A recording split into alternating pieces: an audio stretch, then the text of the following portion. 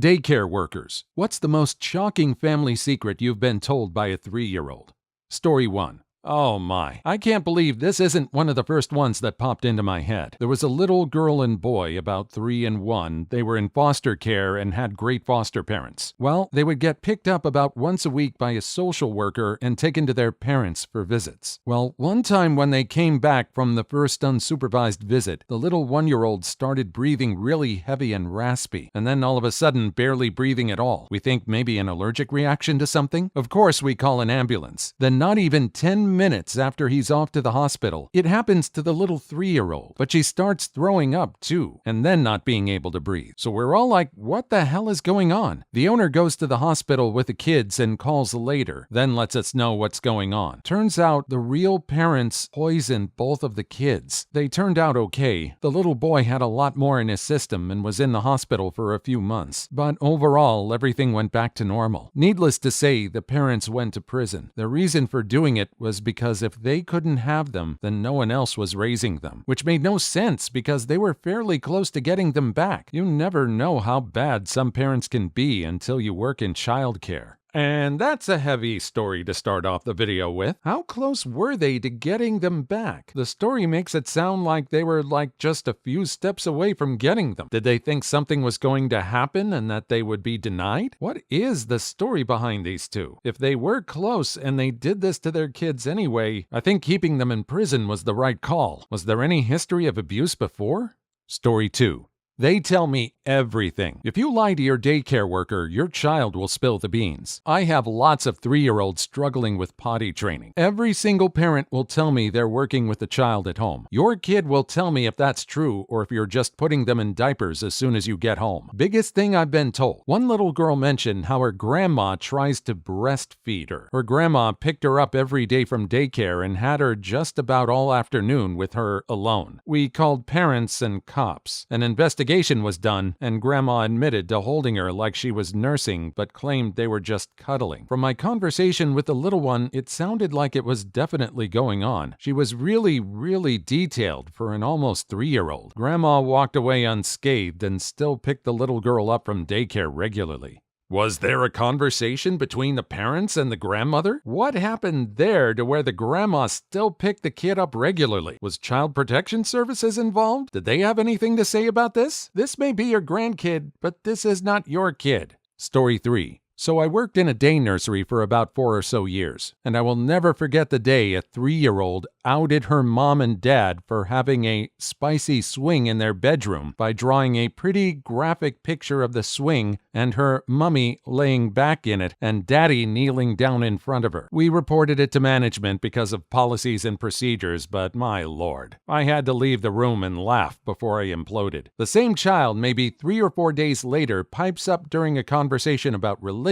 It was around Christmas time, so we were covering what religions have what festivals and gods, etc. She announces that her mummy loves God very much and prays to him a lot at night. Without even thinking, we asked how she prayed. She responded by making spicy moans and saying, "Oh my God, oh God, oh God, oh God, yes, I am so close," and that she thought it was sweet she felt so close to God. I miss this kid.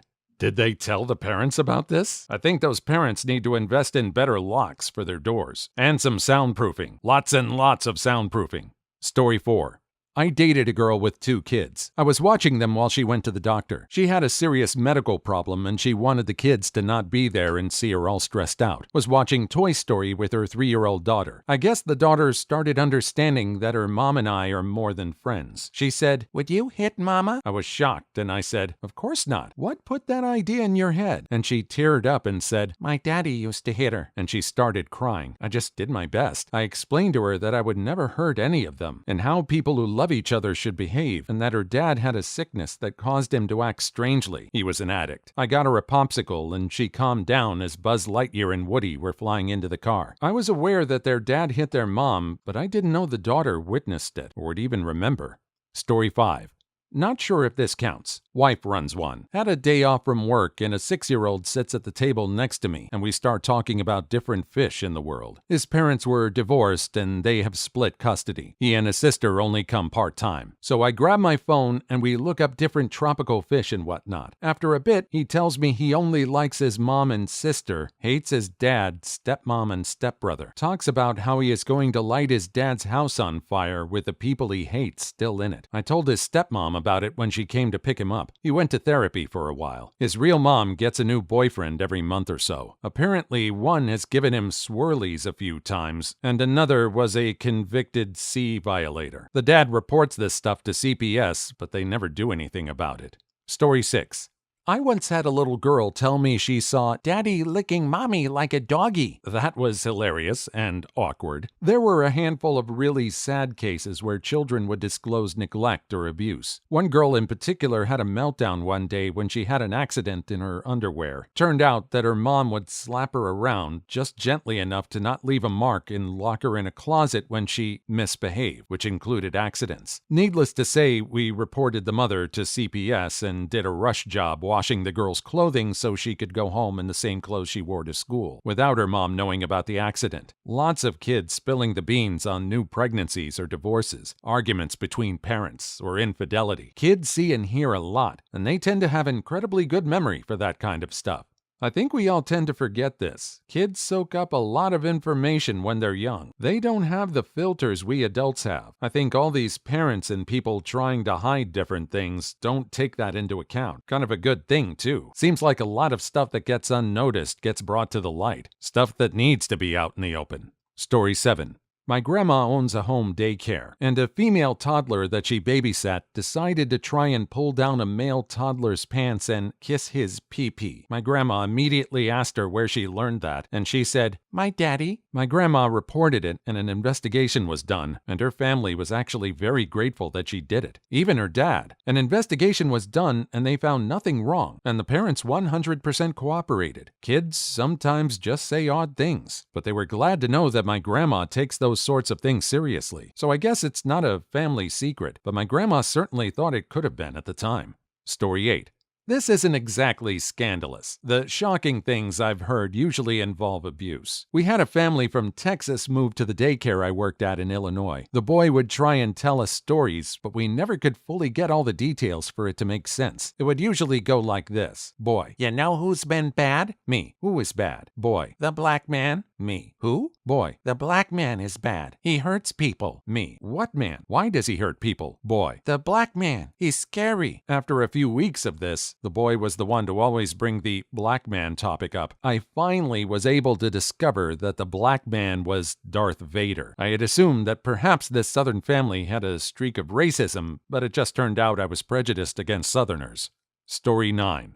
I had a kid call me a shrew before and slap me on the face. That one was fun. He was in the foster system, so he had already been through some things, I'm sure. It wasn't a secret, but having a pair of 4 or 5-year-old sisters reveal to me the details of their father's motorcycle accident that led to his death was heartbreaking. It all starts with, "My daddy is not alive," and ends with, "He wasn't wearing a helmet." Spoiler alert, the story is terribly tragic and lengthy. Oh, and a girl who has a questionable home life pointed to a cop car and says, "It's the Popo. They took Mommy away once, and now I don't have a mommy anymore."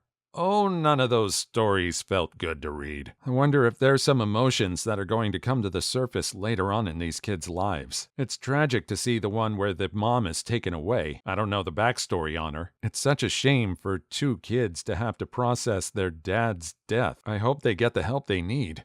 Story 10. When my son was 3, I bought my wife Titanic on video. Yes, it was a long time ago, for her birthday. He asked if he could watch it after nursery school. We said that it wasn't really a film for children, it was a film for grown-ups, like Mommy and Daddy. When I picked him up later, his nursery teacher was stifling her laughter, as he had been telling everyone all day that it was his mom's birthday that day, and that Daddy had bought Mommy a special video that only mummies and daddies could watch. Story 11. I worked at a gym childcare center in high school, and a pair of 4-year-old twins, one who appeared to be mentally disabled with an older sister, came in. Not 3 years old, but not very old. The little boy had these weird scars all over his arms and legs, like old cut marks healed over. The older girl, maybe 5 or 6, noticed me looking and calmly explained that it was from when his twin sister had gone after him with a knife and rolled up her sleeves to show me the same marks all over her arms. Apparently, the younger girl had serious issues, and her parents apologized for not warning me when they came to pick her up. Never saw them again. Creepiest little girl I've ever seen. Story 12. I don't know if this counts, but a 3-year-old told me he had belly aches every day because mommy gave him too much sleepy juice. I said, "What's that?" He didn't know. I brought it up to her, and she said it was all normal and fine, even with a little laugh. "Oh yeah, sometimes I give him a little bit too much NyQuil because the little jerk doesn't sleep." And I was like, no child that age should have any NyQuil. She laughed it off and said, "Oh, he's been getting it since he was a year old. Nothing bad has happened." And on top of that, the kids always came in smelling like strong lettuce. CPS was called. Oh no. You have to wonder how some people decide they're good parents when everything points the wrong way. They don't make children's NyQuil, do they? At least the last time I checked a grocery store, they didn't. Poor kid, having stomach aches all the time. Story 13.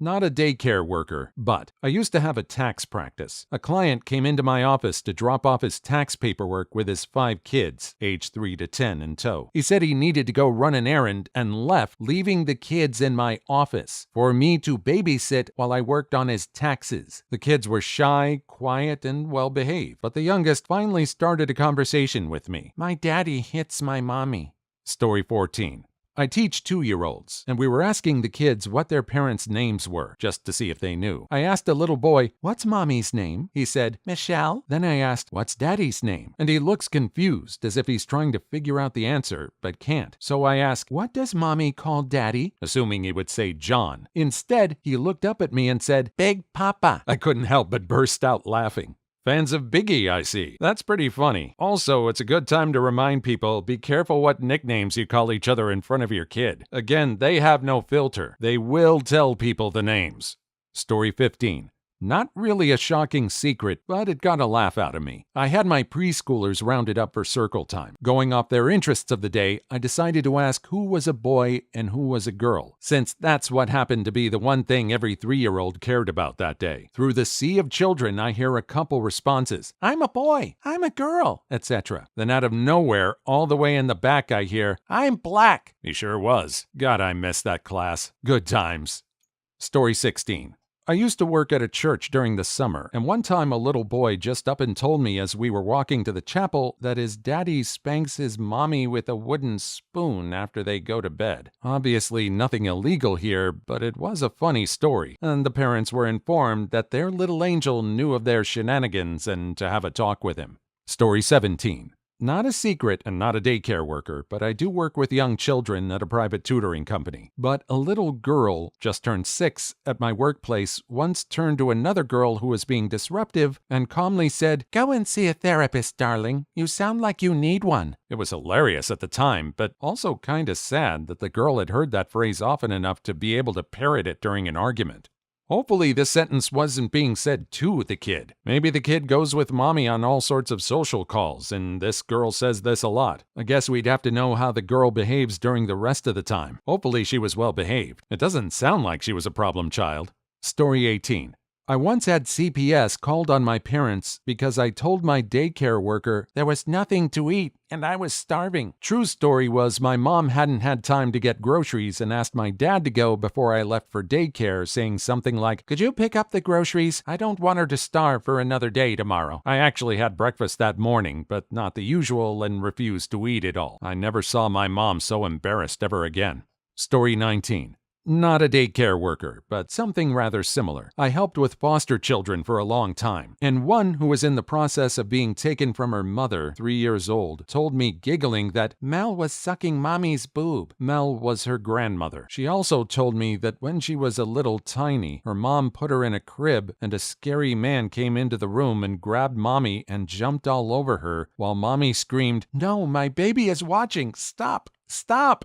Oh, that story's all kinds of creepy. That story is all kinds of creepy. Both those incidents are just cringeworthy. Again, these people don't think these kids are going to talk about it. They definitely are. This is another one where I'd like to hear a follow-up on what happened to the adults. Story 20.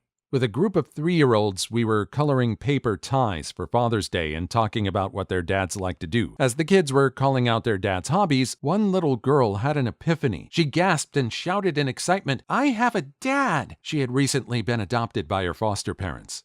Story 21. My mom was a teacher, and one time the fire department came in to educate the kindergarten kids. They asked the kids to name different things in the house that are hot: the stove, the fireplace, etc. Then one kid raises his hand and says, "The lettuce is hot." I don't think anything ever came of it. It was not the nicest neighborhood, and this kind of thing wasn't all that surprising.